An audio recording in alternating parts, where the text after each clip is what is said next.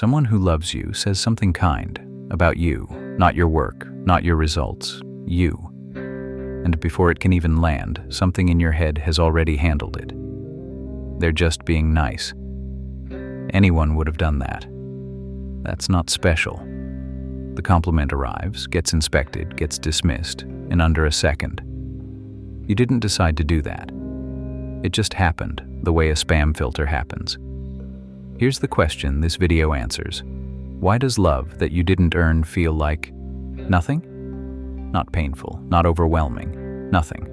Like it was addressed to someone else because it was, and the person it was addressed to has been in hiding since before you could read. Tonight you'll meet him. You'll see exactly when he learned to hide, and you'll learn the one small move that lets something finally get through. Start with what actually happens. Praise comes in, and an internal auditor picks it up before you feel anything. It checks the compliment against a rule you never agreed to. Has this been earned, paid for with work, with results, with usefulness?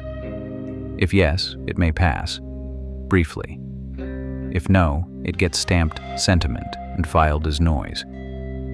You call it being realistic, being humble. But watch the asymmetry. Criticism doesn't go through the auditor. Criticism has a lifetime pass. A stranger's harsh comment goes straight to the bone, while a loved one's "I'm proud of you" waits outside and usually gives up. That's not modesty.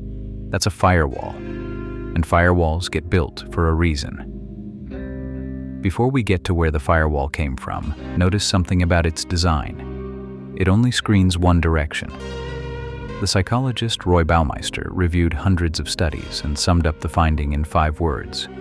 Bad is stronger than good. Your brain treats negative input as threat data, and threat data gets the express lane. No inspection, no questions, straight to memory, where it stays for years. Positive input is treated as optional. Nice to have. It has to pass every checkpoint your identity sets up, and it expires fast even when it gets through. Which means the asymmetry you live with, criticism instantly believed, love endlessly audited, isn't a personal flaw. It's the factory setting, turned all the way up by what came next. Because a factory setting only becomes a prison when something teaches it, there's a lot to defend against. Here's what taught yours. Here's where yours got built. Not every childhood teaches that love is earned through achievement.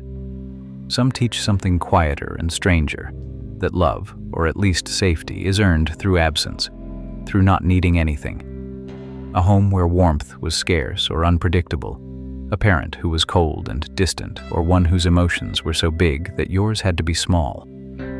This teaches a very specific lesson. The child who takes up no space causes no problems. The child who needs nothing loses nothing. The psychologist John Bowlby, who founded attachment research, had a name for what the child grows into: compulsive self-reliance.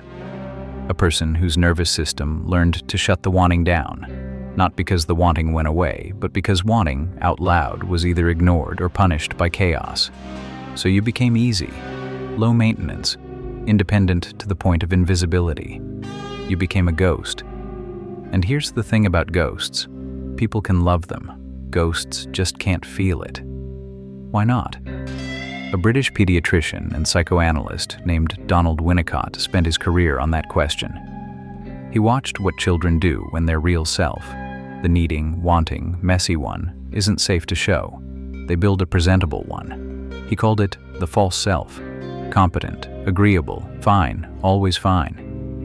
The false self goes out into the world and does the living. It does the work. It wins the praise. And that's exactly why the praise feels like nothing. Because it's being delivered to the performance. The compliment is real. The love is real. It just keeps arriving at an address you moved out of years ago. Listen to that again if you need to. The emptiness you feel when someone appreciates you isn't proof that the appreciation is fake. It's proof of how completely you've hidden the person it was meant for. But there's a second lock on the door, and this one is stranger. The psychologist William Swann ran decades of experiments on something he called self-verification, and what he found sounds impossible until you recognize yourself in it. People don't seek feedback that makes them feel good. They seek feedback that makes them feel right. We are so desperate for a coherent self-image that people with a negative one will actively distrust, discount, and avoid anyone who sees them positively. Because being seen wrongly, even wrongly in your favor, feels like nobody's seeing you at all. So when the kind words come in and your mind says, "This feels empty, so it must be empty," notice what just happened. The feeling got used as evidence, but the numbness isn't a measurement of their sincerity. It's the sound of incoming data bouncing off a self-image it doesn't match. The system isn't reporting the truth. The system is defending a story. And the same firewall runs your ambition. In 1978, psychologists Pauline Clance and Suzanne Imes documented what they called the impostor phenomenon. Capable people who file every achievement under luck, timing, or anyone could have done it, and who move the goalpost the moment their foot touches it. Sound familiar? Finish the thing, feel nothing, raise the bar, repeat. Not because you're driven, because a rival is not allowed. If an achievement were ever allowed to count, you might have to conclude you're already enough, and the whole system is built on never having to test that terrifying idea. So the shame stays, no matter what you build. Groups feel like places you shouldn't take up space. Relationships stall at the depth where being fully seen would begin, because needs in your blueprint are wired straight to pain. The love is right there. It's just undeliverable. So how do you let it land? Not with affirmations. The firewall eats affirmations for breakfast. You go smaller and you go physical. First, the 10 seconds.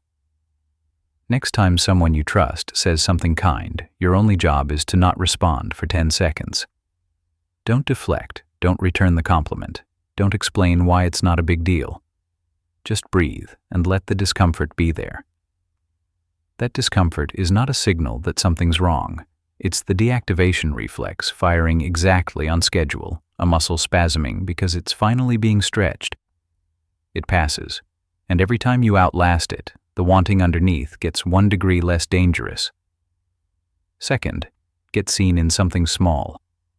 The praise can't land on the false self, so give the real one 10 seconds of airtime. One unpolished truth to one safe person. Actually, today was hard. Actually, I'd love some help. Attachment researchers call what grows from this earned security. The demonstrated finding that the blueprint from childhood is a first draft, not a verdict. It rewrites through exactly these small, survivable exposures, not by feeling ready, by going first, tiny, and living through it. And once you see all of this, the emptiness changes meaning. That numb feeling when love arrives isn't a defect, and it isn't proof you're broken. It's the echo of a brilliant piece of childhood engineering. A kid who figured out how to stay safe in a cold house by needing nothing, built a shelter so good that warmth can't get in either. You never failed to deserve the love. You built a wall against the version of life where wanting it got you hurt. And the wall doesn't know the war is over.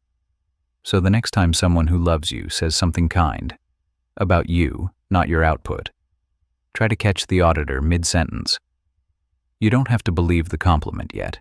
You just have to not deflect it for 10 seconds. Because it was never supposed to be earned. That was the entry fee a 6-year-old invented for a door that was never actually locked. Somebody's knocking. You're allowed to answer as the tired, unfinished, unproductive version of you.